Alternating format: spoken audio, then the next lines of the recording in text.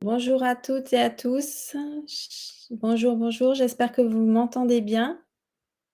Bonjour à toutes et à tous. Bienvenue.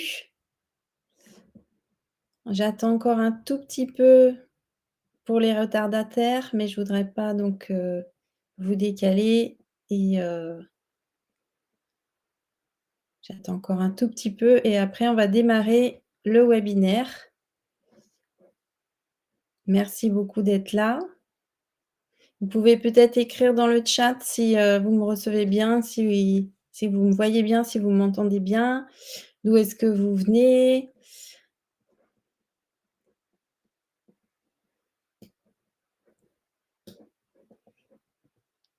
Tout est OK. OK, bon. Alors dites-moi d'où est-ce que vous venez?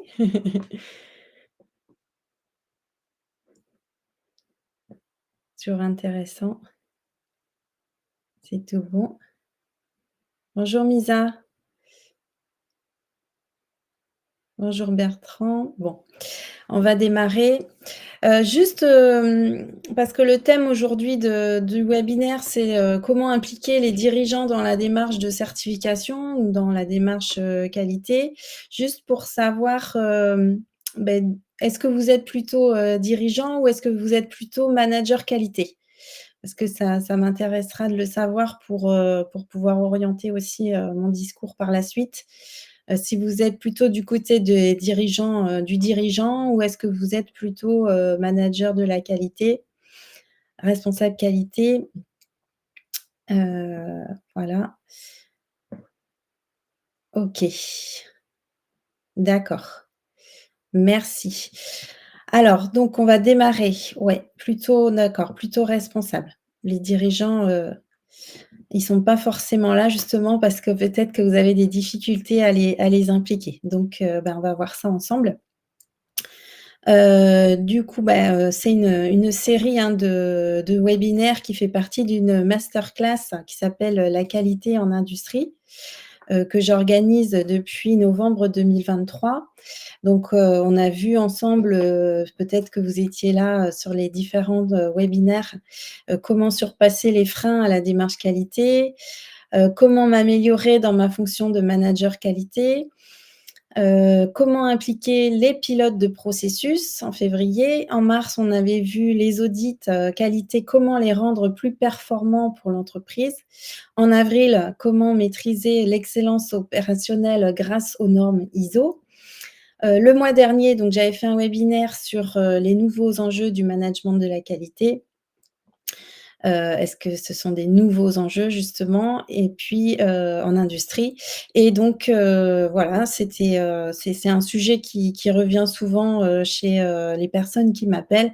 Comment impliquer la direction dans la certification ou dans la démarche qualité? Donc merci parce que je sais que vous avez des emplois du temps assez chargés, donc je vous remercie. Si vous avez des questions, n'hésitez pas à, les poser dans le chat ou si vous voulez qu'on discute, plus précisément de votre problématique, n'hésitez pas à prendre un rendez-vous gratuit avec moi en cliquant sur le bouton, en haut, en rouge là, ou on a mis le lien aussi, dans le chat. Et surtout, alors je vais répondre à vos questions plutôt en fin de webinaire parce que, comme je le dis à chaque fois, d'une part, peut-être que vous aurez la réponse à votre question dans le webinaire et je vais essayer de respecter, le timing aussi. Donc, mais bon, on n'est pas très, très nombreux étant donné que c'est le début des vacances. Donc on va peut-être pouvoir avoir le temps de répondre à vos questions. Alors déjà, juste rapidement, hein, qui suis-je? Alors je suis originaire de Reims en Champagne. Je suis montée à Lille pour faire, mes études. Je suis ingénieure de formation, donc de la promo Polytech Lille 2002. J'ai travaillé 15 années en tant que salariée, responsable de service qualité, responsable de laboratoire ou responsable de projet qualité en lien avec, la production. Et donc j'ai évolué au sein de PME et de multinationales dans, l'agroalimentaire et les industries de santé, donc tous les produits à risque sanitaire pour le patient ou le consommateur. et j'ai toujours managé, des équipes, donc de plus en plus grandes, de niveaux de plus en plus élevés au fur et à mesure, et j'ai travaillé un petit peu partout en France, et du coup, j'ai constaté qu'il y avait des freins à la qualité dans les entreprises, et ce, à tous les niveaux, et que je pouvais aider les dirigeants, les responsables qualité à rendre plus performants leur système.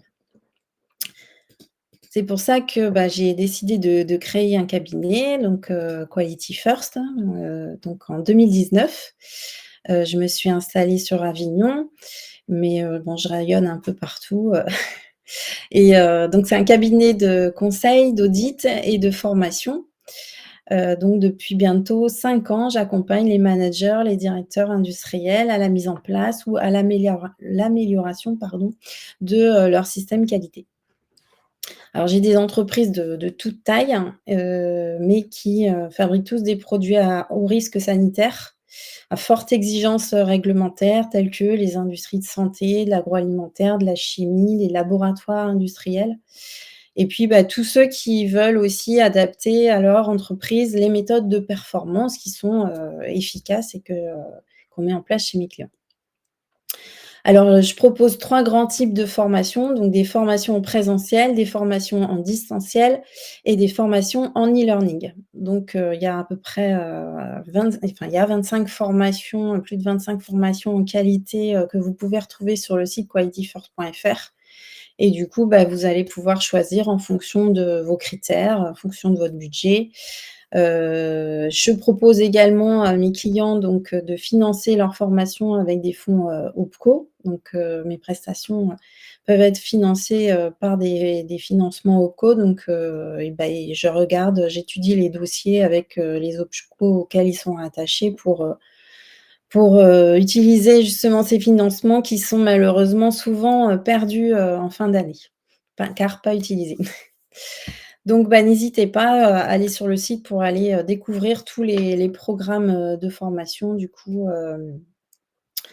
bah, qui sont en qualité, qui sont, en enfin tout ce qui est, industrie de santé, industrie agroalimentaire. Pour faire court, mon message, il est clair. Aujourd'hui donc, les comportements qualité, ils doivent être compris et adoptés par tous les collaborateurs de l'usine, de l'entreprise. Il faut que la démarche donne du sens à la qualité. On a perdu beaucoup de sens, pour les utilisateurs, et ce, à tous les niveaux. Donc l'objectif que j'ai, c'est de faire comprendre les enjeux de la qualité pour que ce soit beaucoup plus convaincant, à chaque niveau, et d'utiliser vraiment la qualité comme un outil, de performance, de croissance pour l'entreprise.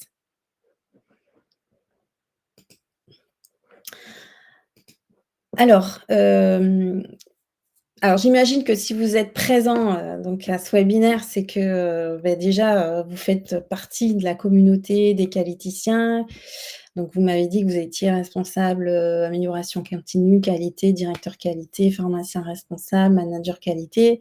Donc ça veut dire que déjà vous êtes convaincu par, la démarche qualité, qu'elle a un sens, ou que la certification a un sens, et tous les avantages que ça peut apporter à l'entreprise.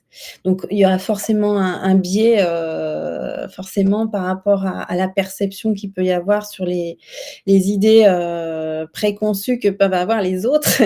Mais je pense que vous avez fait face vous-même, bah, à des freins, à des, comment, des idées reçues. Donc, beh, je veux bien vos retours du coup, si vous pouvez m'écrire dans le chat, bah, quelques réflexions que vous avez pu avoir de vos collègues, de votre direction, comme argument, hein, contre la certification, la qualité, comme critique que vous avez pu, entendre ou subir, ou comme frein, voilà, comme, de la direction ou des directions que vous avez pu rencontrer par le passé, et bah, qui vous empêche un petit peu de mettre en place, votre plan d'action.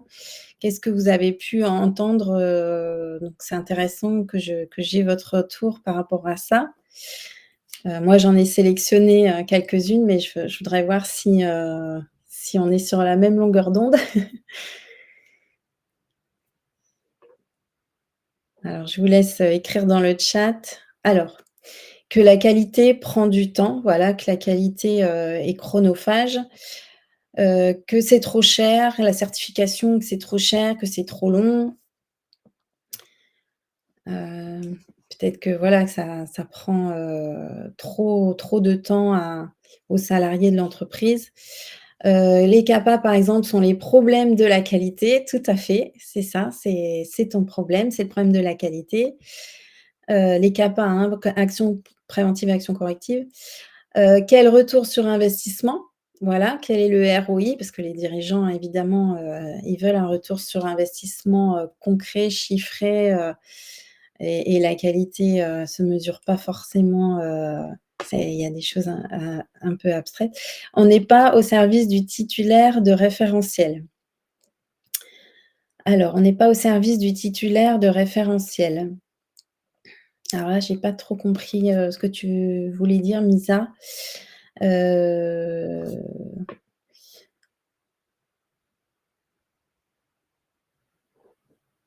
donc qu'est-ce que ça voulait dire?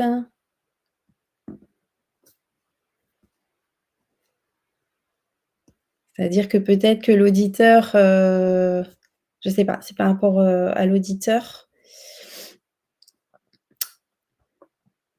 En tout cas, bon, j'en ai sélectionné quelques-uns. Alors vous allez me dire si ça vous parle. 4 idées préconçues. Alors déjà que voilà, on en parlait, qu'il y a un coût, que le coût est prohibitif, et du coup qui peut être un frein, hein. C'est Séverine qui nous disait que c'était trop cher, trop long.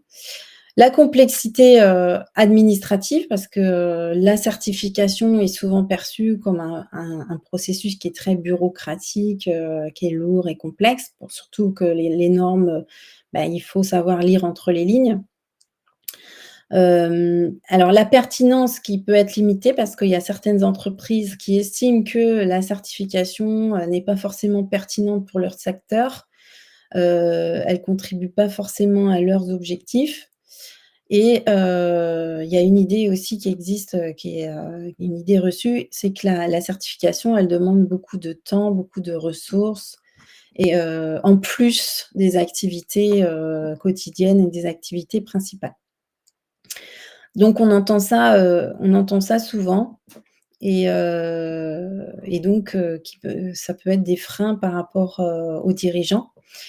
Et aussi ce qu'on ne connaît pas forcément, on en a peur et du coup, on n'est pas forcément enclin, au changement quand on n'est pas suffisamment formé ou qu'on n'a pas forcément, suffisamment d'informations par rapport à un gros changement comme l'est perçu une certification. Alors, en fait, il faut essayer de vous mettre du côté du dirigeant, à la place du dirigeant. Lui, quelles sont les principales préoccupations qu'il a aujourd'hui? Quelles sont les principales préoccupations des dirigeants d'aujourd'hui, hein, en 2024? Est-ce que, parce que des fois, en tant que manager qualité, on aimerait avoir des ressources pour, traiter les CAPA justement. On aimerait, avoir des ressources pour faire des audits. Et lui, en fait, il a d'autres préoccupations qui sont un peu plus, macro, on va dire. Et en fin de compte, on se rend pas compte que quand on débarque dans son bureau, avec nos problèmes, les problèmes entre guillemets «de qualité», puisqu'on va voir que, c'est pas forcément que les problèmes qualité, hem, bah, il faut essayer de se projeter vraiment au moins 1 minute avant de rentrer dans le bureau, à la place du directeur ou de la directrice et du coup, de se dire, bah, est-ce que vraiment il a que ça à penser? Est-ce que c'est sa priorité aujourd'hui avec tout ce qui avec tout le contexte de l'entreprise? Alors vous allez me dire: «Ouais, mais moi, c'est normal, il est directeur, c'est son rôle de dirigeant de trouver des solutions aux problèmes de ses salariés, d'allouer les ressources aux bons endroits». Alors le truc, c'est qu'il faut lui présenter de la bonne façon. C'est-à-dire que quand on arrive, honnêtement, lui, le dirigeant, heu, pardon de le dire, hein, mais il s'en fiche complètement que tel ou tel audit, enfin, je veux dire, tel ou tel processus n'a pas été audité ou parce qu'il y a 11 réclamations, qu'il y a un client qui est pas content, que les non-conformités s'accumulent, qu'il y a telle ou telle exigence de la norme truc-muche, qui a pas été respectée. Lui, en fait, il est, on va dire, au-dessus de ça, alors ce qui devrait pas, hein, puisqu'on a les revues de direction maintenant, on va le voir, par la suite, qui font le bilan de tout ça et qui doivent le préoccuper. Mais, aujourd'hui, ces préoccupations, elles sont, plutôt, alors je les ai listées, ici, mais c'est peut-être pas exhaustif. Elles sont autres. Donc on va les voir, on va essayer de les voir une par une. Hem Et je vais essayer de vous expliquer, en fait. Donc première, préoccupation, c'est la rentabilité de l'entreprise et la réduction des coûts, d'accord? La C'est une priorité pour 45 des dirigeants, la rentabilité. Eux, ils ont des financeurs qui demandent des comptes, et du coup, l'optimisation des coûts, c'est vraiment essentiel, dans l'environnement économique de l'entreprise. Qui est marqué aussi par l'inflation, hein, oui, on l'a au niveau personnel, mais on l'a aussi beaucoup au niveau professionnel dans nos industries. L'augmentation aussi des taux d'intérêt. Donc ce qui fait que ça, c'est une de ses préoccupations. Deuxième préoccupation pour lui, c'est on lui parle de transition écologique. On lui demande de plus en plus des comptes par rapport à la transition au changement climatique, à la transition écologique. Ils reconnaissent évidemment qu'il y a une nécessité de réduire leur empreinte carbone, d'améliorer leur efficacité énergétique. Hem Et du coup, ils essayent de mettre en place des actions dans ce sens. Et les financeurs aussi, les banquiers leur demandent maintenant, des comptes par rapport aux actions entreprises pour la transition écologique. Donc ça, c'est une de leurs préoccupations, en 2024. La troisième préoccupation que je vois, c'est, l'intelligence artificielle. Donc on en parle beaucoup, ça va être un levier énorme de compétitivité, de performance pour l'entreprise. Mais, plus de la moitié des entreprises ne savent pas comment l'intégrer, en fait. 61 des PME se sentent moins concernées aussi par cette technologie que les grandes entreprises, qui l'adoptent un peu plus facilement, l'intelligence artificielle. Et du coup, il se crée un petit clivage, technologique, enfin pas petit, hein, ça commence à être important, entre, entre les petites entreprises et les grandes entreprises. Mais en tout cas, voilà, c'est un enjeu pour lui, pour le dirigeant, et lui, il a envie qu'on lui propose des solutions par rapport à ça. Mais il ne sait pas exactement ce qui peut exister comme outil pour utiliser l'intelligence artificielle dans son entreprise. Quatrième préoccupation qu'il a aujourd'hui, c'est la gestion des ressources humaines. C'est vraiment un défi pour les dirigeants aujourd'hui. L'engagement des collaborateurs, il y a beaucoup de turnover. Ils ont vraiment des difficultés de recrutement, et c'est de pire en pire. Donc il y a plus de turnover, plus de difficultés de recrutement, et des gens qui s'en vont, et du coup, les dirigeants, ils essayent, tant bien que mal, d'améliorer, de renforcer l'engagement de leurs collaborateurs. Hem Et du coup, d'utiliser ces salariés comme un levier de performance pour l'entreprise. Mais encore une fois, c'est facile à dire, mais il ne voit pas forcément de comment faire. Alors vous allez me dire: «Mais où est la qualité dans tout ça?» On voit d'abord les préoccupations des dirigeants, et après, en face, je vous expliquerai comment y répondre. Alors ensuite, comme préoccupation, il y a, l'inflation, la pression sur les marges. Ça impacte vraiment, très sévèrement les marges, des entreprises, et donc il y a une pression à la fois sur les fournisseurs et sur, les clients pour ajuster les prix.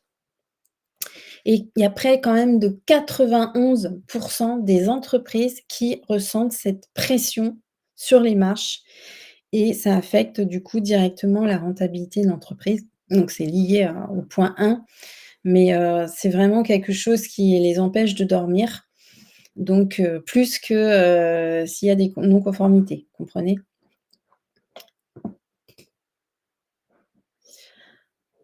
Un autre, un autre problème qui les préoccupe, bah, ce sont les conflits qu'il y a en ce moment au niveau géopolitique, qui gèlent un petit peu, les marchés, la progression des entreprises. Et puis, une des préoccupations majeures aussi, c'est la cybernétique, les risques cybernétiques qu'il peut y avoir, la cybersécurité. Alors tous ces risques sont, souvent sous-estimés, hein, par les entreprises, mais il y a vraiment une menace qui est réelle pour la stabilité, la sécurité de l'entreprise et bah, les dirigeants en prennent conscience, petit à petit et encore là, il faut apporter, des solutions et en tout cas, essayer de trouver des solutions à l'amélioration continue et la qualité, mais on est là pour ça. Je vais vous expliquer aussi, comment. Et la dernière chose que je vois, bah, c'est l'accès au financement. Parce qu'il y a vraiment, l'accès aux conditions, bancaires, au crédit bancaire, c'est vraiment, compliqué, durci. Les entreprises, surtout les PME, vont pas très bien, cette année et du coup, ça limite la capacité à investir parce que vous allez demander, des ressources et il y a besoin d'investir dans certaines technologies, certaines compétences, certains systèmes, certaines certifications et du coup, les entreprises ont du mal aujourd'hui à maintenir, une trésorerie. Alors, ça reflète bien quand même le besoin de transformation, d'adaptabilité, de l'entreprise face à l'environnement, qui est assez dynamique, imprévisible et du coup, les dirigeants d'entreprise, bah, ont quand même une charge mentale assez importante et il ne faut pas la négliger. Alors ensuite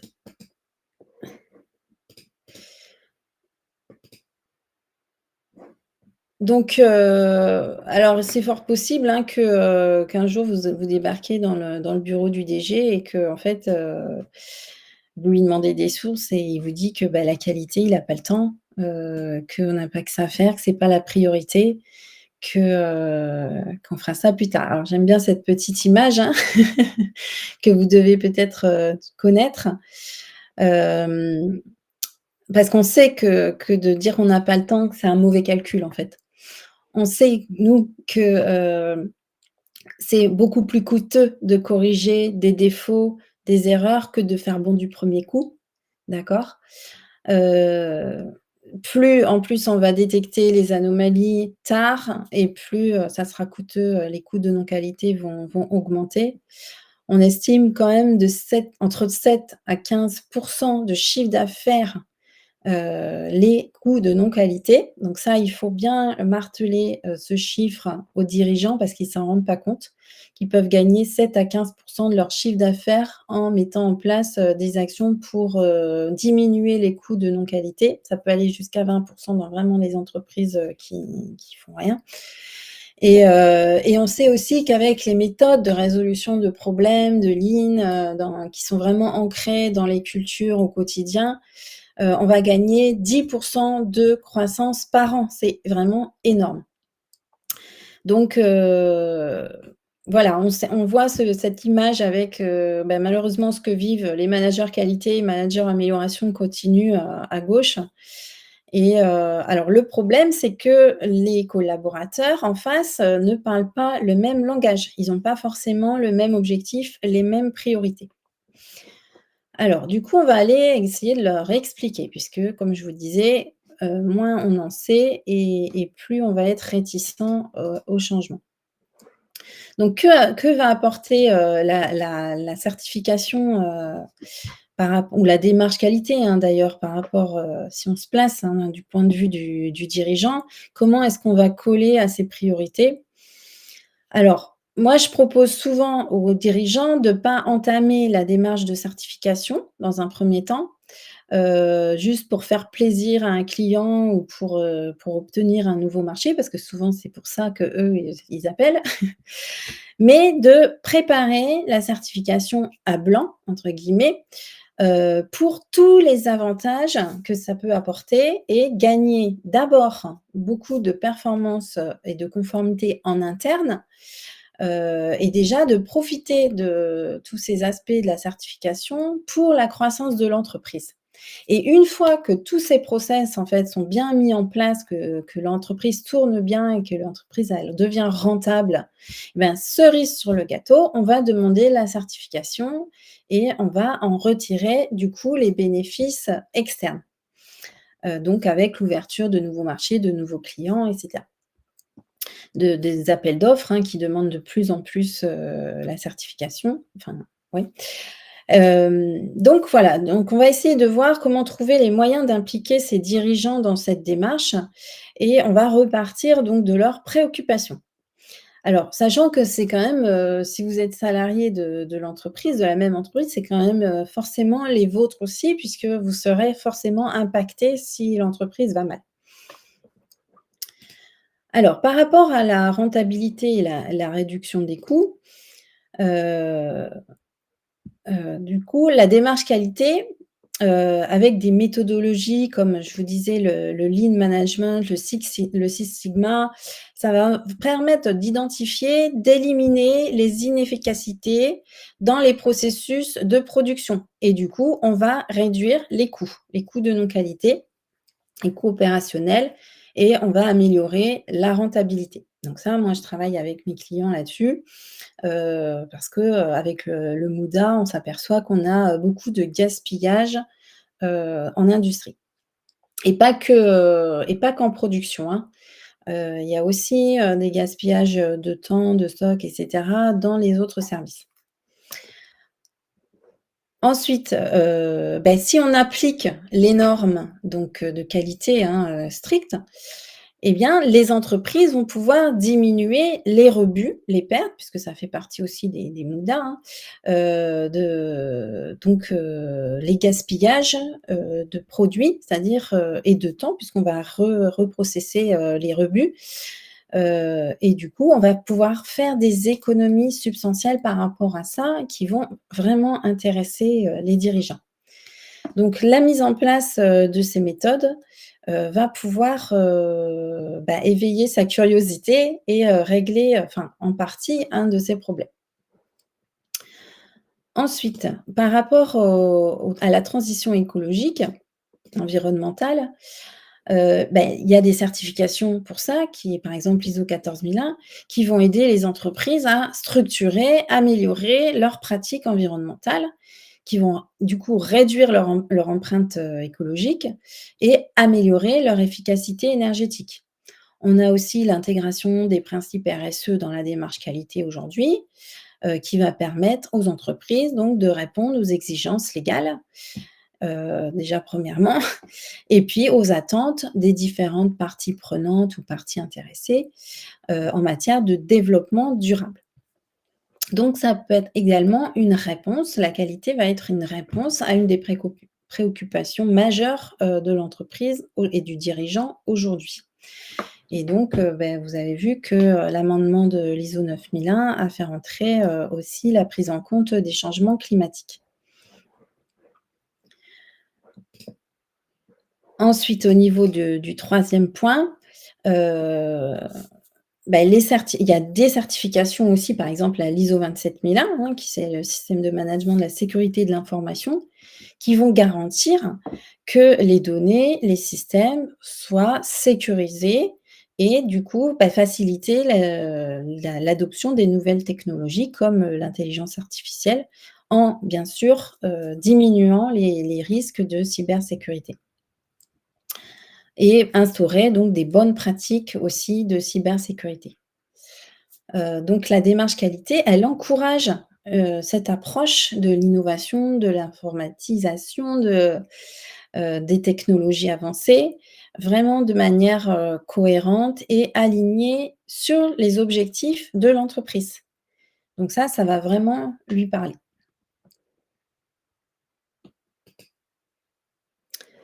Ensuite, alors là, c'est «facile» entre guillemets, l'engagement des collaborateurs, parce que les certifications évidemment, ça concerne toute l'entreprise, tous les salariés. Donc ça va vraiment créer un environnement de travail qui va être, hyper, motivant, sûr pour les collaborateurs, bien cadré et favoriser leur engagement et la rétention, des employés qui vont, se sentir, valorisés, dans des fonctions, importantes, dans le management et l'amélioration continue. Évidemment aussi la démarche qualité met l'accent sur la formation du personnel, le développement continu des compétences et du coup, ce qui va améliorer la performance, l'adaptabilité des employés par rapport, à tous les défis qu'ils peuvent rencontrer.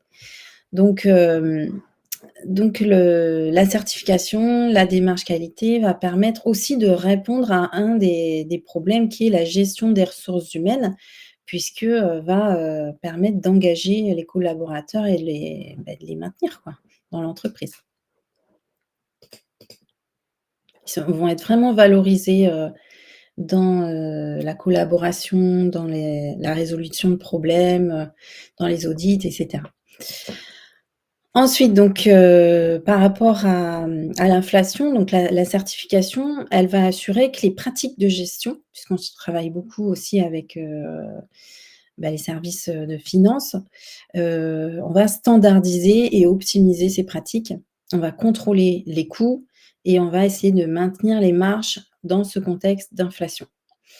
Notamment, hein, une certification va renforcer la position de l'entreprise avec, dans les négociations avec les fournisseurs. On va pouvoir, avoir de meilleures conditions tarifaires, par exemple, avec si on est certifié, puisqu'il y a une reconnaissance, internationale. Donc ça va pouvoir jouer évidemment et ça, il faut parler le même langage que le dirigeant, hein, donc il faut lui parler, en euros, en fait.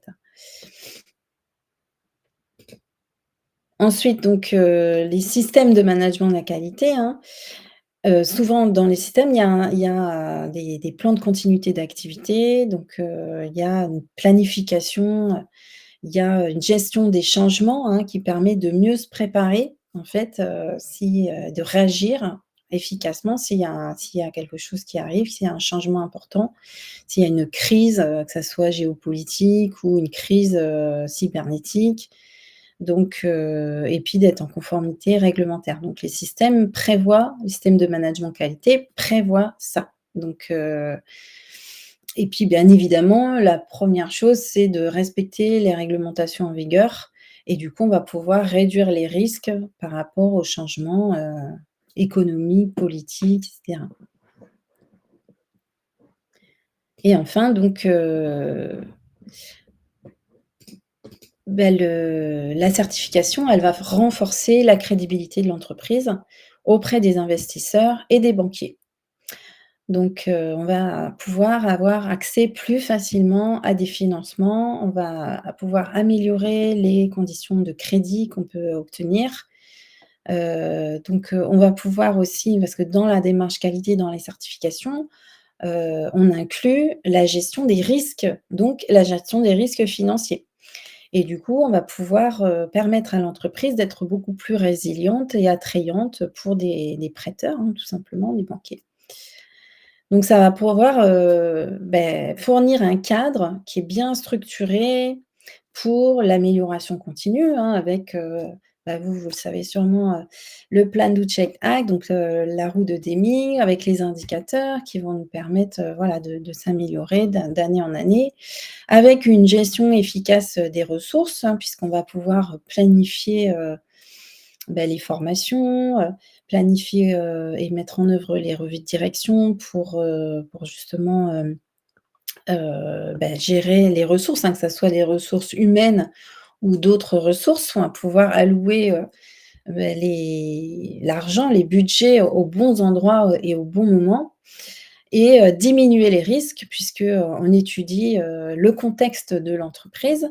On fait des analyses de risques par processus, hein, donc on gère vraiment les risques dans toute l'entreprise et du coup, on va pouvoir aider le dirigeant, à naviguer, prendre les bonnes décisions dans cet environnement, hein, qui peut lui sembler, ou qui est, hein, complexe et incertain.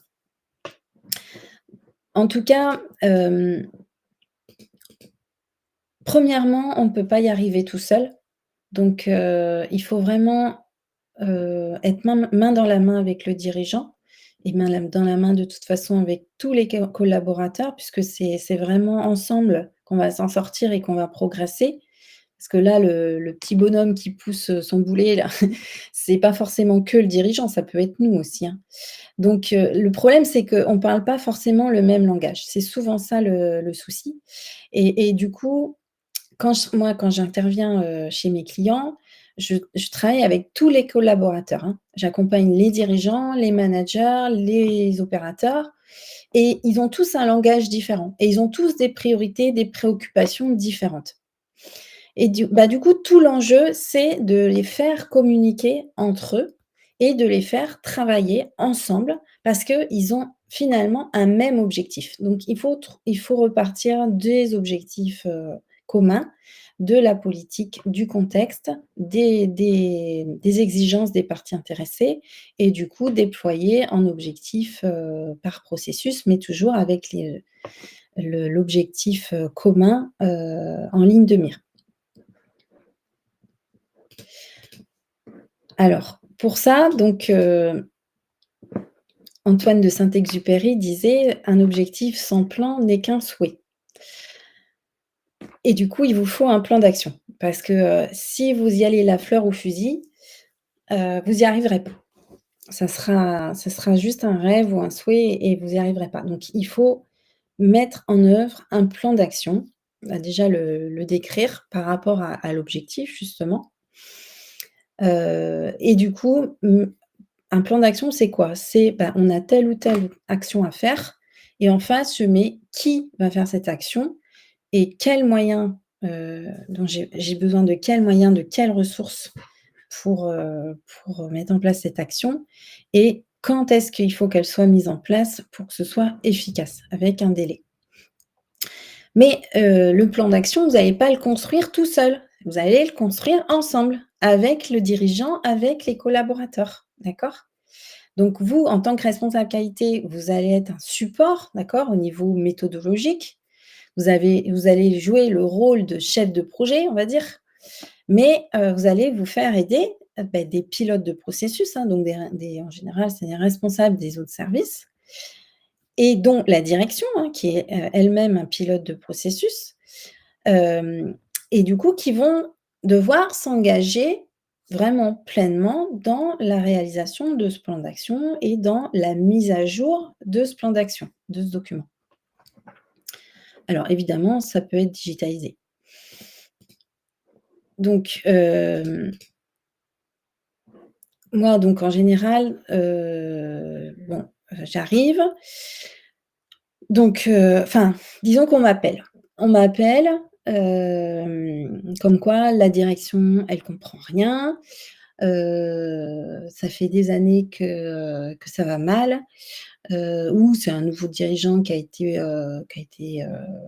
parachuté et puis du coup qui veut tout révolutionner et qui ne parle que de rentabilité, que de coûts, que de ROI et on me dit: «Mais il comprend rien et j'arrive pas à discuter avec lui, à communiquer avec lui». Donc ça, c'est très souvent, vous inquiétez pas, vous n'êtes pas les seuls. Et en fait, quand je fais mon diagnostic au départ, donc déjà, je veux savoir, où est-ce que veut aller l'entreprise, d'accord? Et je me rends compte que finalement, il y a pas vraiment de stratégie, il y a pas d'objectif, il y a pas de politique, les processus, ils sont pas très bien définis. Les gens ne connaissent pas précisément quels sont leurs rôles, leurs responsabilités. c'est pas très bien réparti, pas très bien connu. Il y a des tableaux de bord, mais c'est des vieux tableaux de bord, infects, pas du tout conviviaux et qui sont les objectifs sont pas forcément enfin les indicateurs sont pas forcément smart, sont pas forcément adaptés, et on les remplit, quand on a le temps et ils sont pas exploités comme il faut de toute manière. C'est juste du reporting. On Je me rends compte que les salariés, ils sont pas formés, ils sont pas, informés non plus, il y a manque de communication. Ils sont pas consultés quand il y a des problèmes, que les process sont pas répétables. Je m'aperçois aussi que, bon, les contrôles sont un peu approximatifs, sont pas forcément, conformes à la réglementation. Hem et puis, qu'il y a quand même pas mal de réclamations. Là, je dis aux clients: écoutez, on va reprendre les choses, de zéro, en fait. On va repartir, du sens. C'est-à-dire quelle est la stratégie de l'entreprise? Qu'est-ce que vous voulez dans 1 an, 2 ans, 5 ans, 10 ans? Alors, on va peut-être pas jusqu'à 10 ans, mais déjà de savoir, qu'est-ce qu'on veut? Pourquoi? Pourquoi on fait les choses? Et moi, je travaille beaucoup en priorité sur la formation. Donc moi, j'utilise ces outils-là. Alors je préfère parler d'amélioration que de qualité en général. Parce que pour moi, il faut utiliser la qualité comme un outil d'amélioration continue, de performance pour l'entreprise. Hem, donc du coup, j'utilise, le potentiel de chacun. Moi, je commence toujours par former le personnel, par, leur expliquer le sens des choses. C'est très important parce que, si j'arrive et je dis: «Bon, on va mettre en place ça», sans expliquer le pourquoi, sans que les gens ne comprennent le sens, du changement, parce que forcément il va y avoir un petit peu de changement, ben, forcément, ça ne fonctionnera pas. Donc déjà, il faut vraiment prendre le temps de former le personnel, informer, reformer, redire, répéter. Parce que vous, ça vous paraît évident, mais ça n'est pas évident ni pour le dirigeant, ni pour, les opérateurs, ni pour les autres managers. Et ça, il faut aussi, parfois pouvoir, se faire aider. Si vous n'y arrivez pas en interne, souvent on est plus écouté parce qu'on vient de l'extérieur et puis bon, avec l'expérience maintenant, j'ai vu, pas mal de systèmes donc je sais ce qui va marcher, ce qui va pas marcher. Je vois tout de suite, les irritants qu'il peut y avoir. Donc je travaille, sur la culture qualité aussi, d'instaurer évidemment, cette culture à tous les niveaux et que chacun, soit, collaboratif et la qualité est l'affaire de tous et donc le voilà, de standardiser les process, de former les gens, les auditeurs, d'utiliser, les audits comme, vraiment des actions d'amélioration continue, donc d'aller jusqu'au bout du bout, hein, du processus.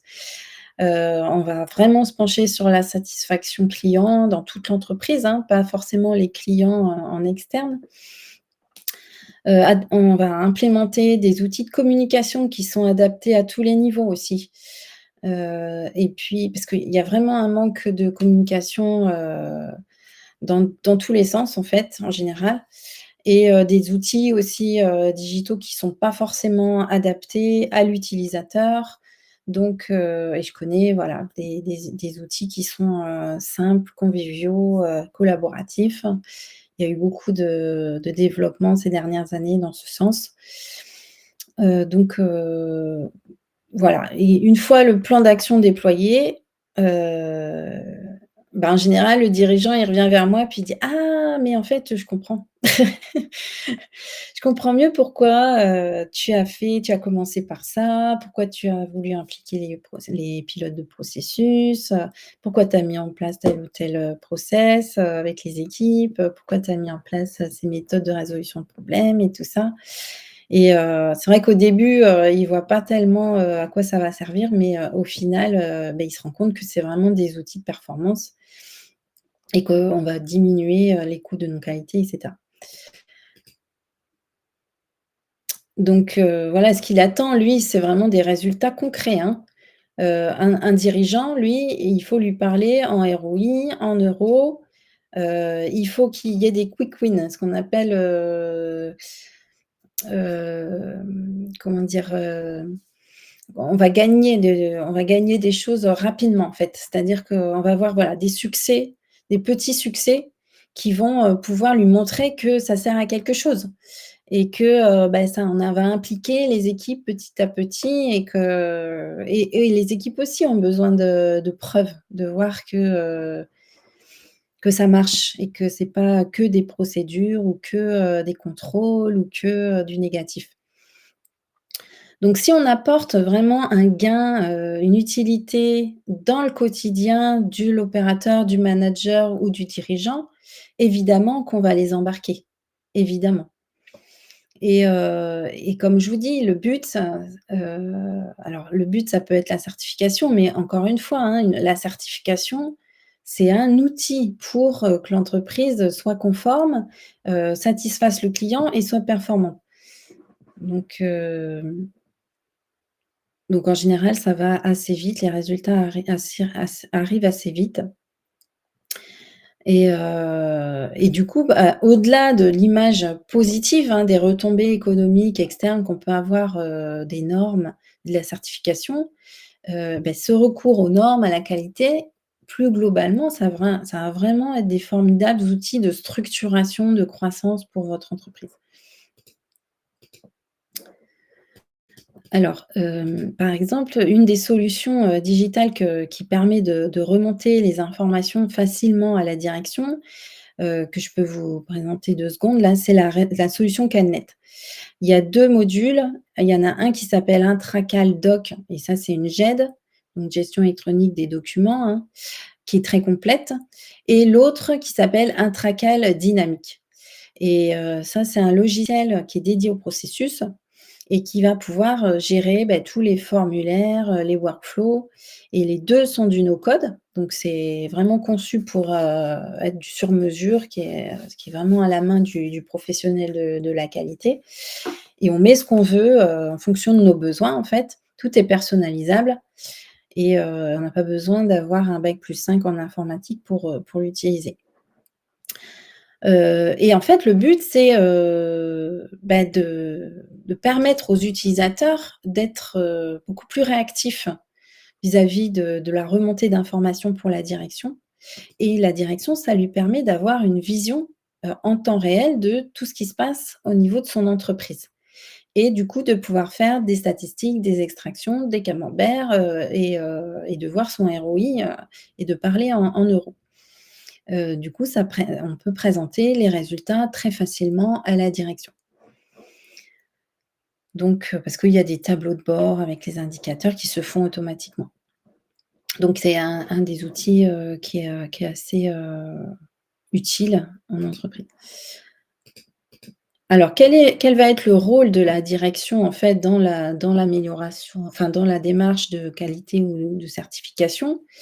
Bah, lui, son rôle, ça va être de s'assurer que la politique, les objectifs qualité, ils sont bien établis, qu'ils sont compatibles avec le contexte, l'orientation stratégique, hein, de l'entreprise. Donc, ça, c'est vraiment un côté macro, on va dire. Il va s'assurer que les exigences qui sont liées au système de management de qualité, ils sont bien intégrés au niveau des processus de l'entreprise. Donc il faut lui apporter, ses preuves pour qu'il s'en assure. Ce dirigeant, il doit promouvoir l'utilisation de l'approche processus et de l'approche par les risques, puisque ça fonctionne très, très bien. Donc comment? Eh bien, il faut le former, il faut lui expliquer, il faut l'informer, le faire participer et lui faire des études de cas, puisqu'il est aussi pilote de processus. Donc évidemment, on va faire des analyses de risque avec lui. Il doit s'assurer que les ressources requises pour le système management qualité sont disponibles. Mais pour ça, il ne va pas vous donner des ressources comme ça parce que vous avez des beaux yeux. Il faut lui prouver que vous en avez besoin. Hem, donc il faut lui prouver par des chiffres. C'est pas parce que vous lui avez dit parce que souvent, «Oui, mais ça fait des années que je lui dis, ça fait des mois et des mois que je lui explique». Mais lui, il a besoin vraiment de chiffres, il a besoin de preuves du manque de ses ressources. Hem, il doit communiquer, bien sûr, sur l'importance, d'un système de management qualité efficace, mais pour ça, il faut qu'il soit formé. Parce que si la personne n'a jamais été formée à la qualité, c'est normal. Moi, si je connais pas quelque chose, comment voulez-vous que j'en parle? Donc il doit s'assurer évidemment que, le système atteigne les résultats attendus. Il doit inciter, orienter, soutenir les personnes pour qu'elles contribuent à l'efficacité du système. Mais encore une fois, il faut lui expliquer, mais qu'est-ce qui contribue à l'efficacité du système et à quoi ça sert? Il faut lui expliquer vraiment les choses parce que pour vous, c'est vraiment évident, mais pas pour lui. Donc, il faut repartir de ses préoccupations, d'accord? Et après, du coup, il va pouvoir promouvoir, toute cette démarche d'amélioration, de qualité et puis vous soutenir. Alors ça paraît facile comme ça. Donc je vous ai sélectionné 8 arguments, si vous n'avez pas suffisamment encore, 8 arguments pour convaincre, parce que, voilà, vous êtes là aujourd'hui, merci encore. Donc, alors d'après une enquête des Nations unies, il y a 98 des entreprises certifiées ISO qui jugent, que la certification est un bon ou un très bon investissement. Donc déjà, ça, c'est un chiffre à garder en tête.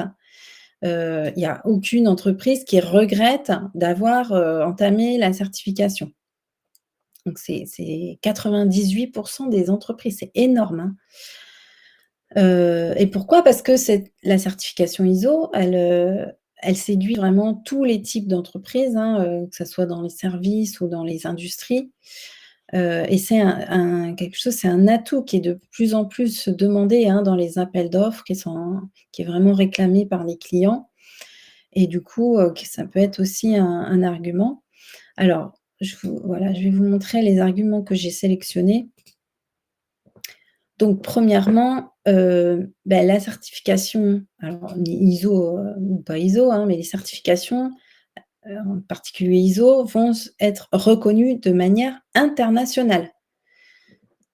Donc voilà, il y a pas besoin de prouver quoi que ce soit. Si l'entreprise détient cette certification, ça va pouvoir, la démarquer des autres concurrents lors des appels d'offres, d'avoir de nouveaux partenariats avec des nouveaux clients. Parce que la certification place la satisfaction des clients, des parties prenantes au cœur des activités. Donc du coup, les clients ou les prospects vont, forcément voir que vous êtes une entreprise qui est fiable, de qualité, par rapport aux autres qui ne sont pas certifiés. Et en plus, les entreprises qui sont certifiées, volontairement, hein, qui ne le font pas juste pour faire plaisir aux clients, elles atteignent souvent des performances beaucoup plus importantes par rapport à celles qui sont, certifiées par nécessité, en fait. Donc ça, c'est vraiment flagrant et notable. Donc ça va pouvoir contribuer vraiment à la croissance de l'entreprise. Deuxièmement, donc, c'est de rassurer les clients déjà actuels, hein, ça va vraiment renforcer leur confiance par rapport à vos services ou à vos produits et évidemment, la certification renouvelée chaque année, ça va être, le reflet de vos efforts qui sont constants d'année en année pour, améliorer la qualité, l'efficacité de vos processus. Un autre argument, ça va être, que la certification, ça va, du coup, vous aider à évaluer le contexte, hein, de l'entreprise et du coup, à comprendre plus précisément les attentes des parties prenantes, hein, des parties intéressées, c'est-à-dire, tout ce qui va graviter autour de l'entreprise, qui va avoir une influence, positive ou négative, sur l'entreprise et du coup, ça va vous permettre d'ouvrir, d'avoir de nouvelles opportunités de contrats, de développement et cetera. Heu, les certifications, demandent de faire des analyses de risques.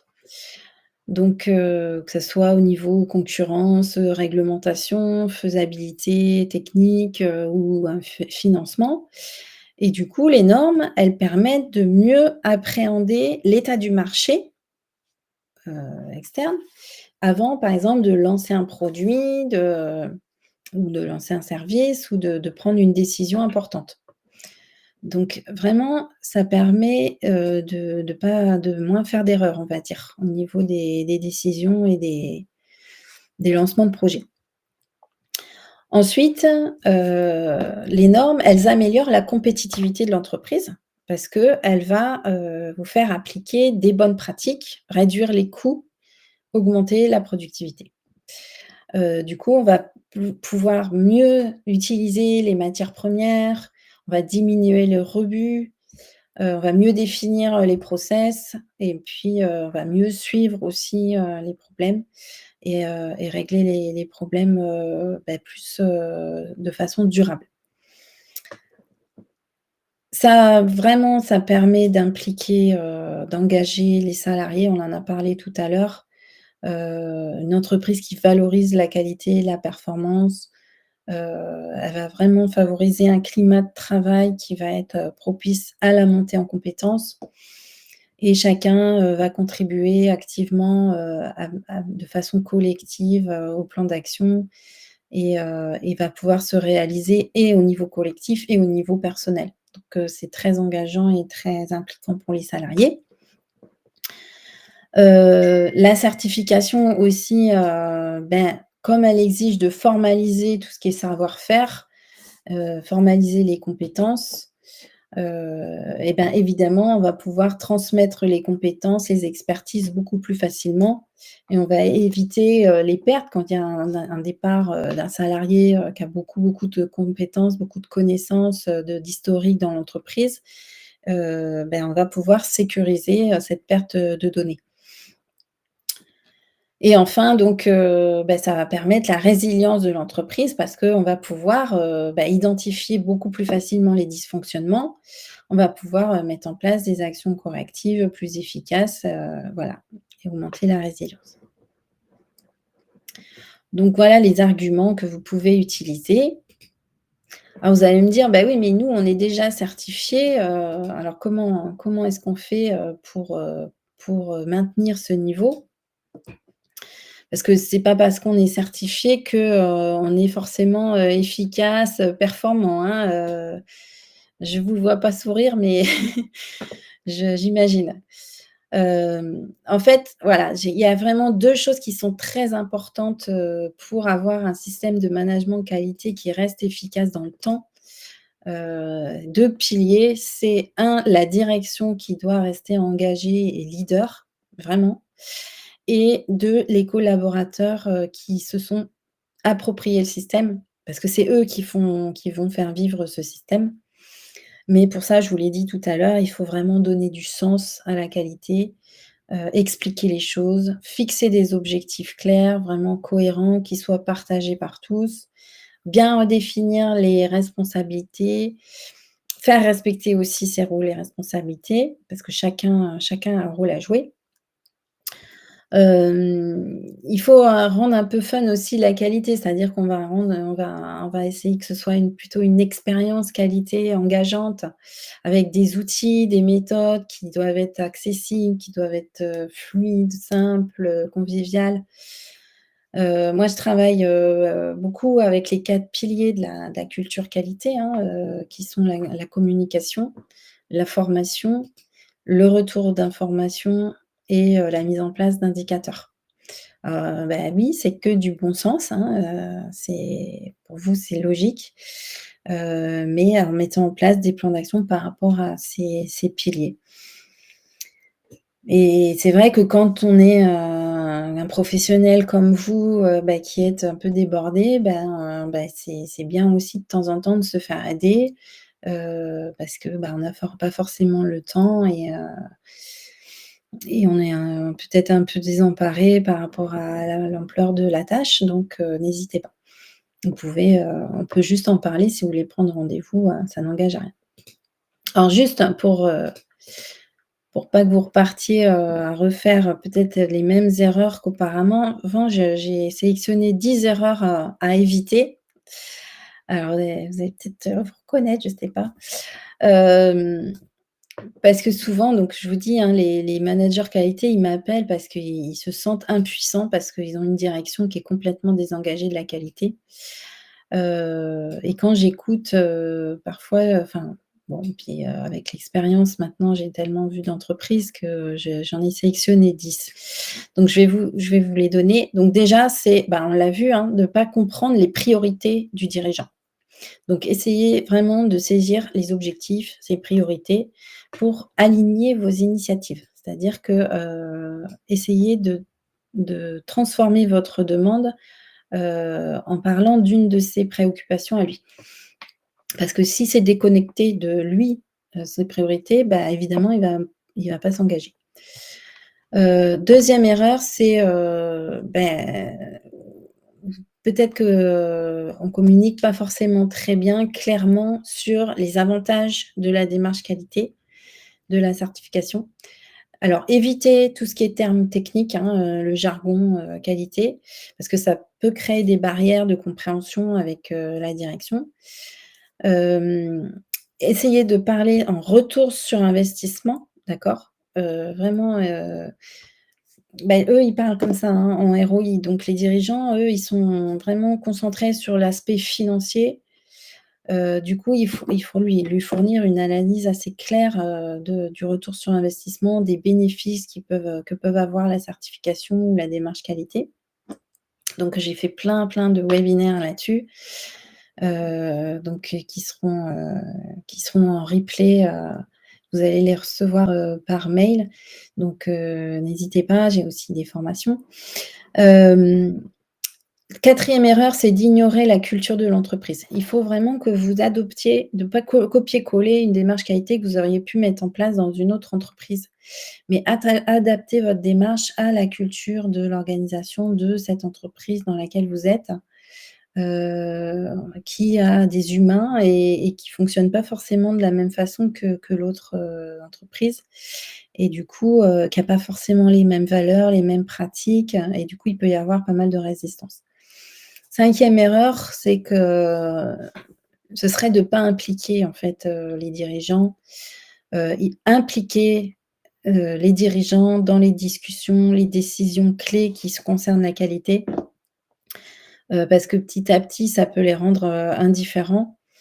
Donc dès le début, il faut vraiment, les maintenir informés tout au long des processus, pour les impliquer. Hem, la 6e erreur, c'est de rester dans la théorie. Essayez de montrer des exemples concrets, des succès, des résultats, même si c'était dans les autres entreprises, c'est pas grave, pour que vous rendiez la démarche beaucoup plus crédible. 7e, erreur, il faut vraiment que vous anticipiez et que vous gériez la résistance au changement. Donc, il y a des phases à pas dépasser, à pas squeezer dans la conduite du changement, pour accompagner les équipes et même les dirigeants, hein, sont des êtres humains, donc eux aussi, ils ont besoin d'accompagnement dans la conduite du changement, dans la transition vers des nouvelles pratiques, des nouvelles choses qui sont pas forcément, dans leur culture ou dans leurs habitudes. Ensuite, heu, ne sous-estimez pas l'importance du leadership qui est visible.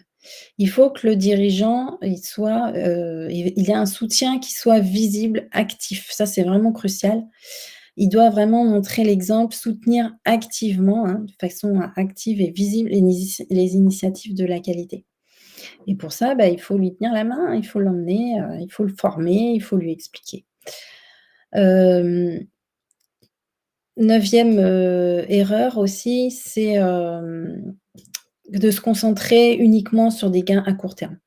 Il faut essayer d'avoir une vision à long terme pour démontrer aux dirigeants que la qualité, c'est pas juste gérer une non-conformité, c'est vraiment, contribuer à la pérennité, au succès de l'entreprise, de façon, durable. La dernière erreur, ce serait de pas former suffisamment et les dirigeants et les collaborateurs. Heu enfin, de pas suffisamment les sensibiliser aux enjeux de la qualité, de la certification.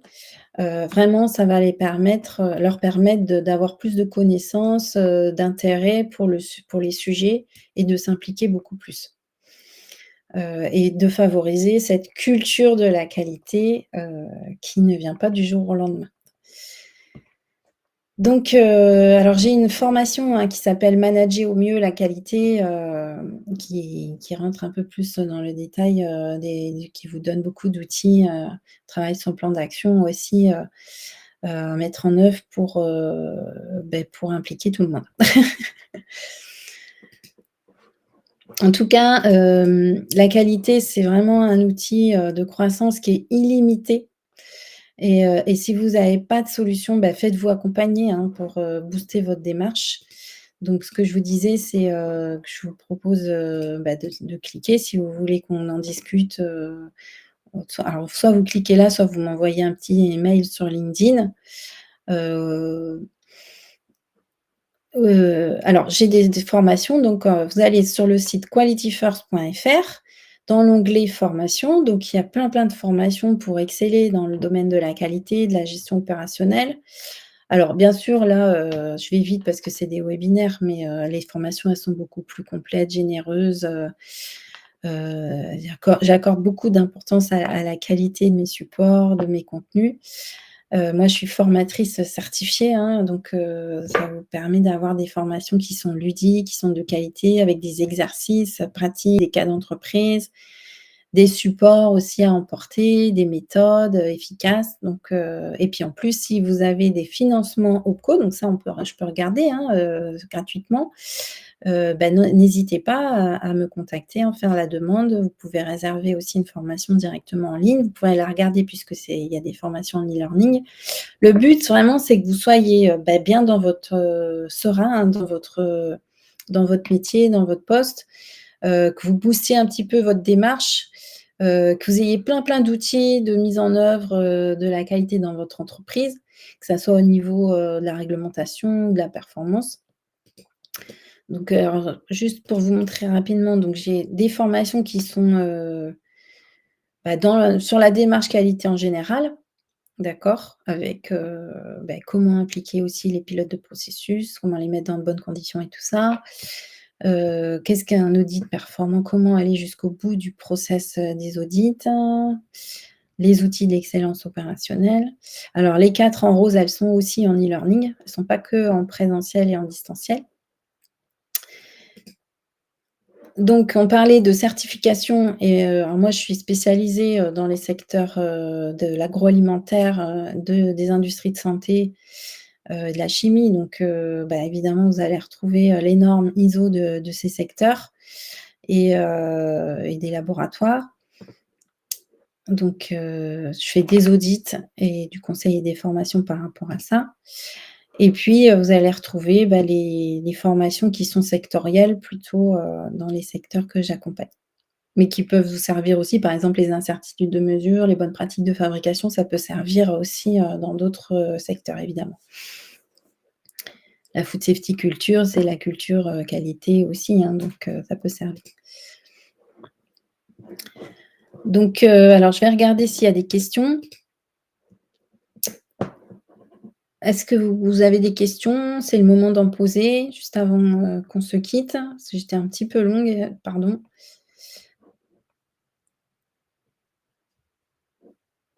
Voilà, est-ce que ça vous a plu? Dites-moi si, il y a des choses, que je pourrais améliorer, des thèmes que vous voulez qu'on traite la prochaine fois. La prochaine fois, ce sera en septembre. En août, on fait une petite pause. Donc n'hésitez pas surtout ben, à aussi, donner votre avis sur les réseaux, sur la fiche Quality First, de Google, si ça vous convient, si c'est pertinent, si c'est instructif, si ça vous apporte quelque chose, dans votre métier, si, ça répond à des problématiques que vous rencontrez et surtout, laissez-vous aider parce que si ça va pas, il faut pas finir en burn-out, quoi. Donc n'hésitez pas à vous faire aider. Rappelez-vous que la qualité est l'affaire de tous Merci Christelle, hein, pour ce petit témoignage, merci beaucoup. Hem, si tous les acteurs de l'entreprise pensent qualité, vous obtiendrez de la qualité. Donc, l'approche stratégique, méthodologique, très structurée. Merci beaucoup. Merci, c'est gentil. Donc, n'hésitez pas à aller voir, les programmes ou à m'appeler. Je vous dis à très bientôt. Je vous souhaite de passer un excellent été, de très, très bonnes vacances et je vous remercie d'avoir été là aujourd'hui et je vous dis à très bientôt sur qualityfirst.fr. Merci, merci, merci pour vos retours. Ah bah, super. Merci Séverine, merci Caramba et bon courage donc avec votre, direction et vos collaborateurs. Bon après-midi, merci beaucoup. Ah merci Delphine. Merci.